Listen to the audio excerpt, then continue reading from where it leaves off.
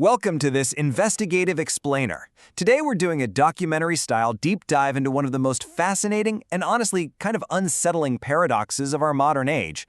We live in this era that constantly broadcasts one loud, overriding message: do whatever you want. We're constantly told that any restriction is basically oppression, and that true happiness is found in absolute, unfiltered liberty. But, well, the data, the science, and the everyday reality around us are painting a very different, much darker picture.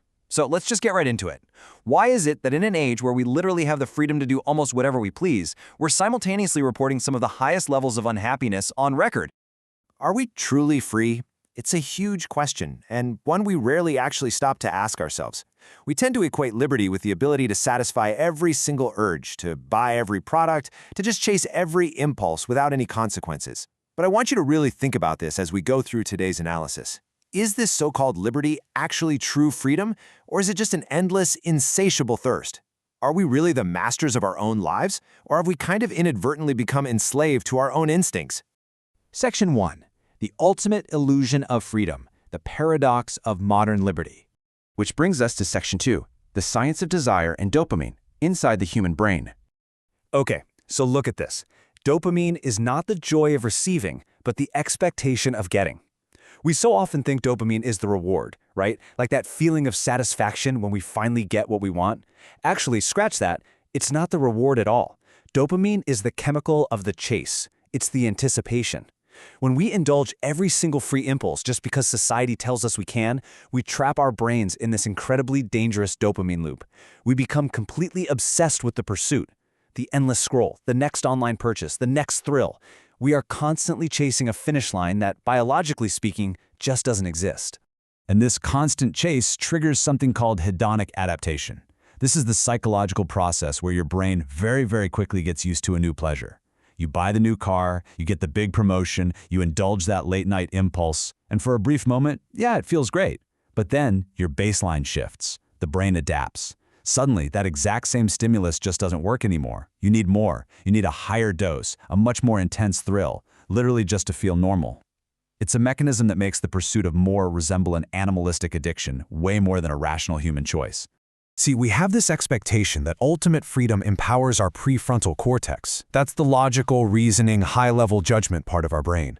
We think freedom makes us these enlightened, rational decision-makers. But the biological reality is a whole lot darker. Absolute liberty, when it has absolutely no bounds, actually weakens our rational judgment and basically pours gasoline on our limbic system. And the limbic system is the primitive, emotional, purely instinctual center of the brain. By removing all limits, we aren't empowering our higher selves at all. We're just unchaining pure, unchecked animal instinct. Moving to Section 3, Ancient Philosophy and Slavery, Warnings from the Past. Roughly 2.5 millennia ago, Plato captured this whole dynamic perfectly. He said, "Extreme freedom breeds extreme slavery." Just let that sink in for a second. Without moral boundaries, without any social constraints, what Plato called the tyrannical soul awakens inside of us. When you are free to do whatever you want, whenever you want, you actually become a tyrant to yourself.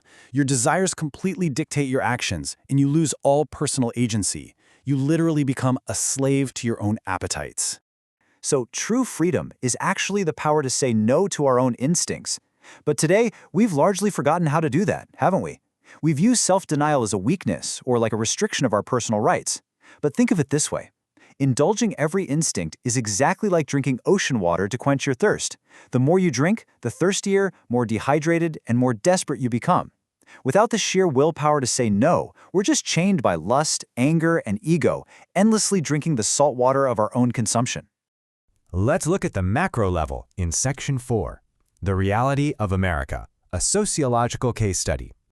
1 in 4. This is the stark, unvarnished reality we're dealing with today. If absolute freedom truly equaled absolute happiness, the data in the United States, which is widely considered the ultimate land of the free, should reflect an absolute utopia.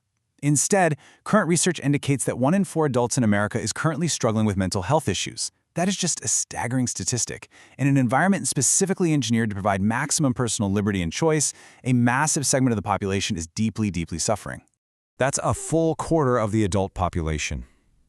We're looking at this data impartially, and it overwhelmingly suggests that a huge portion of the population simply lacks the psychological scaffolding to bear the heavy weight of unchecked freedom. When you're told every single day that you can be anything, do anything, and have anything, the sheer burden of choice and the intense isolation of individualism become overwhelmingly heavy. And objective CDC data reveals a pretty grim picture across the board.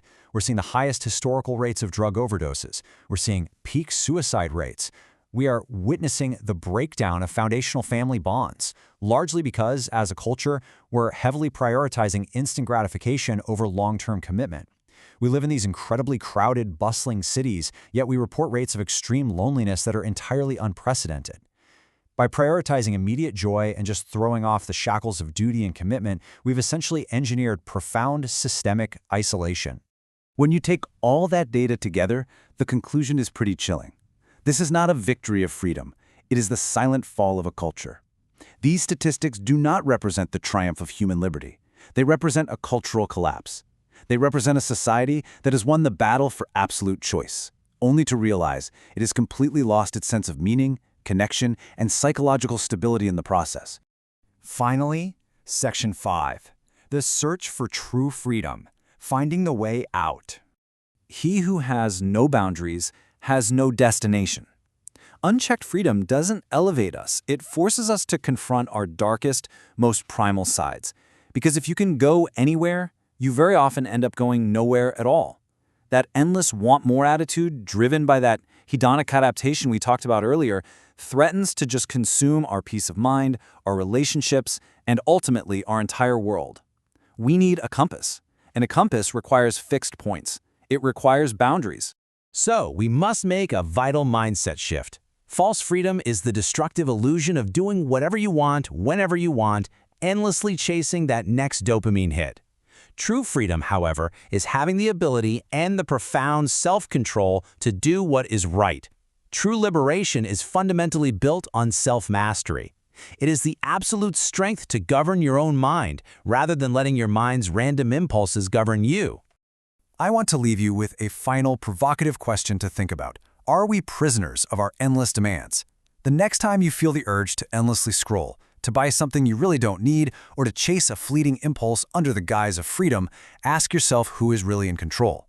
Are you actually exercising your liberty, or are you just pacing inside a golden, invisible cage? Thank you so much for joining me for this explainer. I really hope this gives you a new lens through which to view the choices you make every single day.